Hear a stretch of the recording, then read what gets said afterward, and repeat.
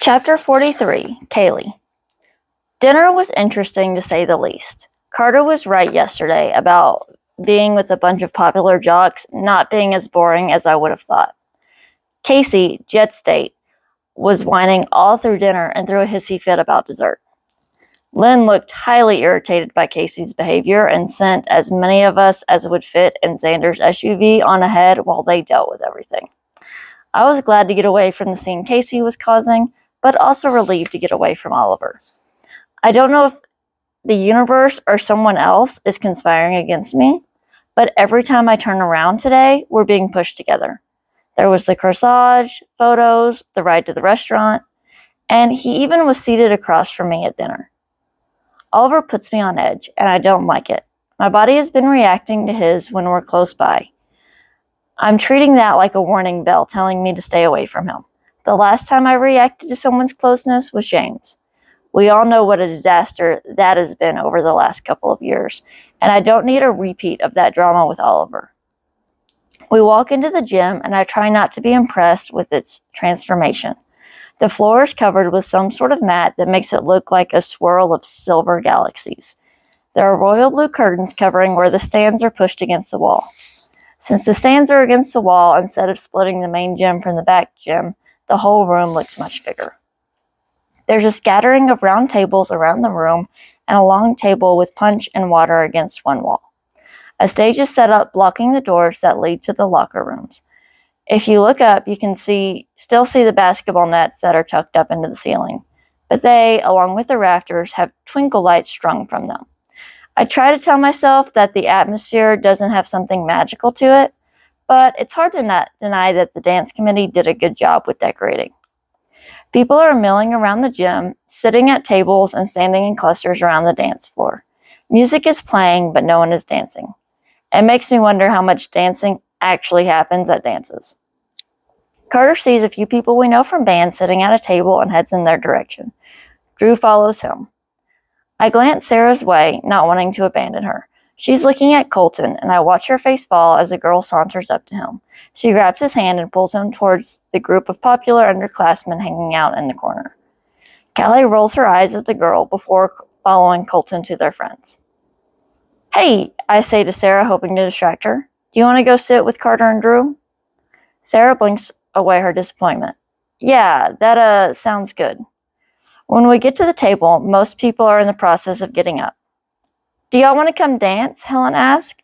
She plays clarinet and is dating Mal in percussion, who is currently tugging her towards the dance floor. "No one is dancing," Sarah says, looking at the empty dance floor. "If we don't start the dancing, none of the sheeple will ever dance," Claire says, pulling Sarah into a twirl. Claire is one of our tuba players, which is impressive with how short she is. She's only slightly taller than Drew, and he struggles with marching the trombone. I wave Sarah on as I take a seat at the table. I'm not sure I want to go dance with a herd of band kids. I know how rowdy they can get.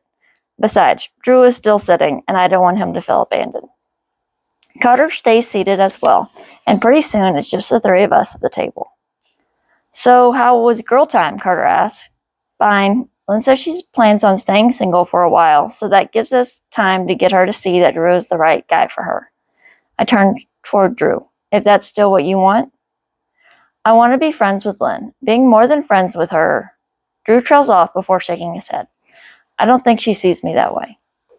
"Maybe you need to do something to get her looking at you as more than just friends," Carter says. "We're at a dance she invited you to. Maybe asking her to dance can show her you don't just want to be her friend." Drew shakes his head. "I don't even know how to dance. I would probably just embarrass myself." "Fine, no dancing," Carter concedes. "Just go talk to her when she gets here, and not about homework or anything school-related. Flirt with her and see where it goes." I can't do that. I don't think I have the nerve to just walk up to her and start a conversation. Even if I wanted to, I can't flirt with her. I can barely talk to her without stuttering, and I don't know how to flirt. "Compliment her," I say, entering the conversation. Laugh at her jokes and find reasons to brush against her. I'm sure she'll get the hint. Drew shifts in his seat. "I don't think I can do that. Besides, Josh was blatantly flirting with her last night, and that didn't get him anywhere. He even put his arm around her shoulder and she just playfully shoved it off.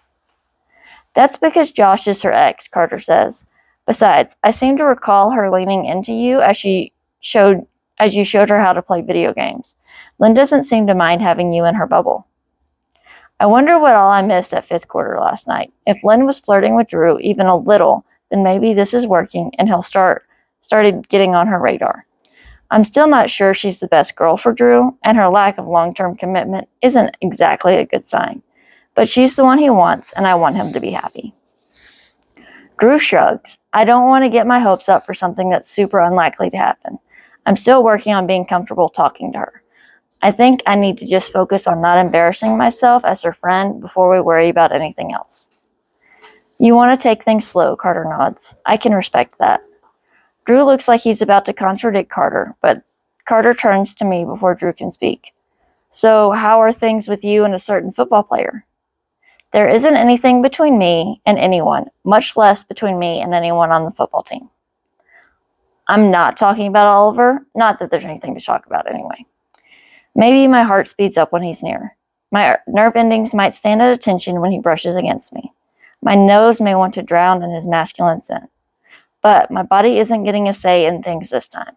It's proven it can't be trusted to lead my heart in a safe direction. It doesn't matter what could become of Oliver and me, because I'm determined to keep my heart on lockdown.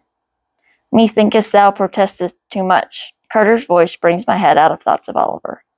I roll my eyes at him. Why don't we dissect your love life? How are things going with Hannah? Hannah is a sophomore who plays flute. There's no thing with Hannah, Carter shrugs. My love life isn't nearly as interesting as either of yours. What do you call making out with her at the back of the band bus last week? If he's going to question me about Oliver, then it's only fair to return the favor. I call it a bit of fun that's over for both of us.